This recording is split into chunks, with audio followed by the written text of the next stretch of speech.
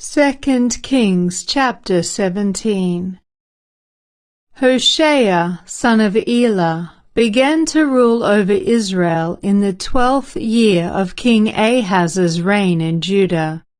He reigned in Samaria 9 years. He did what was evil in the Lord's sight, but not to the same extent as the kings of Israel who ruled before him. King Shalmaneser of Assyria attacked King Hoshea, so Hoshea was forced to pay heavy tribute to Assyria. But Hoshea stopped paying the annual tribute and conspired against the king of Assyria by asking King So of Egypt to help him shake free of Assyria's power. When the king of Assyria discovered this treachery, he seized Hoshea and put him in prison. Then the king of Assyria invaded the entire land, and for 3 years he besieged the city of Samaria. Finally, in the 9th year of King Hoshea's reign, Samaria fell, and the people of Israel were exiled to Assyria. They were settled in colonies in Halah, along the banks of the Habor River in Gozan, and in the city of the Medes. This disaster came upon the people of Israel because they worshipped other gods. They sinned against the Lord their God, who had brought them safely out of Egypt and had rescued them from the power of Pharaoh, the king of Egypt. They had followed the practices of the pagan nations the Lord had driven from the land ahead of them, as well as the practices the kings of Israel had introduced. The people of Israel had also secretly done many things that were not pleasing to the Lord their God. They built pagan shrines for themselves in all their towns, from the smallest outpost to the largest walled city. They set up sacred pillars and Asherah poles at the top of every hill and under every green tree. They offered sacrifices on all the hilltops, just like the nations the Lord had driven from the land ahead of them. So the people of Israel had done many evil things, arousing the Lord's anger. Yes, they worshipped idols, despite the Lord's specific and repeated warnings. Again and again the Lord had sent his prophets and seers to warn both Israel and Judah. Turn from all your evil ways, obey my commands and decrees, the entire law that I commanded your ancestors to obey, and that I gave you through my servants the prophets. But the Israelites would not listen. They were as stubborn as their ancestors who had refused to believe in the Lord their God.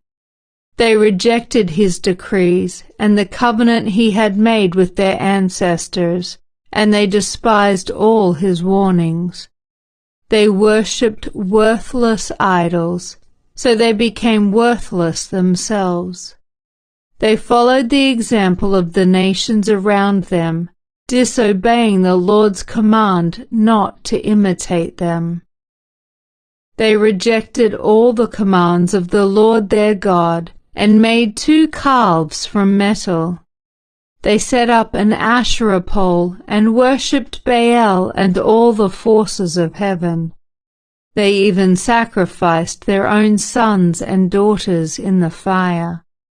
They consulted fortune-tellers and practiced sorcery and sold themselves to evil, arousing the Lord's anger. Because the Lord was very angry with Israel, he swept them away from his presence. Only the tribe of Judah remained in the land. But even the people of Judah refused to obey the commands of the Lord their God, for they followed the evil practices that Israel had introduced. The Lord rejected all the descendants of Israel. He punished them by handing them over to their attackers until he had banished Israel from his presence. For when the Lord tore Israel away from the kingdom of David, they chose Jeroboam son of Nebat as their king. But Jeroboam drew Israel away from following the Lord and made them commit a great sin. And the people of Israel persisted in all the evil ways of Jeroboam. They did not turn from these sins until the Lord finally swept them away from his presence, just as all his prophets had warned. So Israel was exiled from their land to Assyria, where they remain to this day. The king of Assyria transported groups of people from Babylon, Cutha, Ava, Hamath, and Sepharvaim, and resettled them in the towns of Samaria, replacing the people of Israel. They took possession of Samaria and lived in its towns. But since these foreign settlers did not worship the Lord when they first arrived, the Lord sent lions among them, which killed some of them. So a message was sent to the king of Assyria. The people you have sent to live in the towns of Samaria do not know the religious customs of the God of the land. He has sent lions among them to destroy them because they have not worshipped him correctly. The king of Assyria then commanded, "Send one of the exiled priests back to Samaria. Let him live there and teach the new residents the religious customs of the God of the land." So one of the priests, who had been exiled from Samaria, returned to Bethel and taught the new residents how to worship the Lord. But these various groups of foreigners also continued to worship their own gods. In town after town where they lived, they placed their idols at the pagan shrines that the people of Samaria had built. Those from Babylon worshipped idols of their god Succoth-Benoth. Those from Cutha worshipped their god Nergal. And those from Hamath worshipped Ashima. The Avites worshipped their gods Nibhaz and Tartak. And the people from Sepharvaim even burned their own children as sacrifices to their gods Adramelech and Anamelech. These new residents worshipped the Lord, but they also appointed from among themselves all sorts of people as priests to offer sacrifices at their places of worship. And though they worshipped the Lord, they continued to follow their own gods according to the religious customs of the nations from which they came. And this is still going on today. They continue to follow their former practices instead of truly worshipping the Lord and obeying the decrees, regulations, instructions, and commands he gave the descendants of Jacob, whose name he changed to Israel.